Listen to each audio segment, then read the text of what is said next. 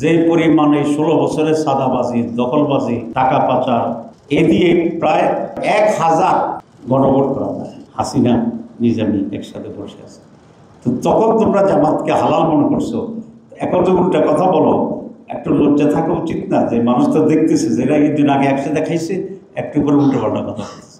সব লজ্জা হইলেও থাকতে হইব যে আমি একসঙ্গে ব্যবহার করেছি, এখন আমি উল্টো করছি। তো বিএনপি যদি এখন আওয়ামী লীগের ন্যারেটিভ দেয়, বিএনপি এখন আওয়ামী লীগের ন্যারেটিভ দিচ্ছে, তাহলে বিএনপির সাথে আওয়ামী লীগের জামাতের প্রশ্নে তাহলে কোনো ডিফারেন্স থাকছে না। তাহলে বিএনপি ততক্ষণ বিএনপি যতক্ষণ তারা আওয়ামী লীগ বিএনপি লড়াইতে থাকে।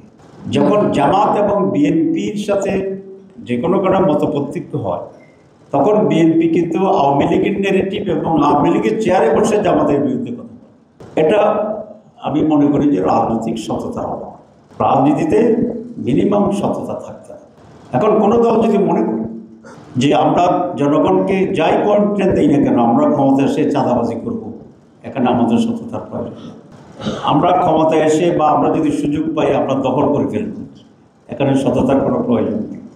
আজকে বাংলাদেশের এই সকল ক্রাইসিসের জন্য প্রধানত রেসপন্সিবল বলে আমরা মনে করি। জামাত ইসলামী কখনোই মুনাফিকি করে না। জামাত ইসলামী কখনোই কারোর সাথে কোনো প্রতারণা করে না। বিএনপি বলছেন যে গণভোট এবং জাতীয় নির্বাচন একসাথে হইতে হবে। আমি গতকাল বা পরশু বলছি প্রতিদিনই এই গণভোট এক ধরনের বিষয়। আমাদের সংস্কার নিয়ে আমরা যে কোনো সময় সংস্কার আমরা করতে পারি। কোনো একটি গভর্নমেন্ট তার মাঝখানে সংস্কার করতে পারে, কনস্টিটিউশন চেঞ্জ করতে পারে এবং সেখানে গণভোট আবার হইতে পারে।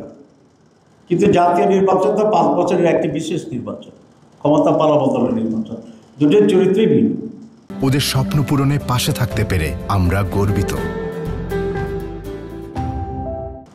এখন আমাকে অনেকে বলে যে তাহলে বিএনপি এত সিরিয়াস ছিল না। 3টি কথা বলছেন। একটা কথা বলছেন গণভোট করতে হলে অনেক টাকা খরচ হবে।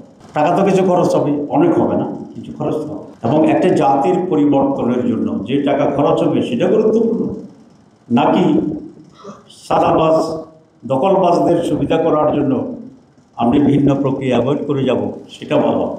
গত 14 বছর আর এই ইউনুস সরকারের 1 বছরে আমি কোনো দলের কথা বলি না, ইউনুস সরকারের কথা বলছি। কিন্তু কে করছে সেটা ইউনুস সাহেব বের করে। ওনার এই পিরিয়ডে যে পরিমাণে 16 বছরের সাদাবাজি, দখলবাজি, টাকা পাচার, পুন্ডা ব্যবসা, বেগমপাড়া, তারপরে অন্যপাড়া তৈরি হয়েছে, এ দিয়ে প্রায় রাফলি যে হিসাবটা আসছে কয়েক বিলিয়ন। আমি দেখলাম প্রায় 1000 গণভোট করা হয়। কি বলছি?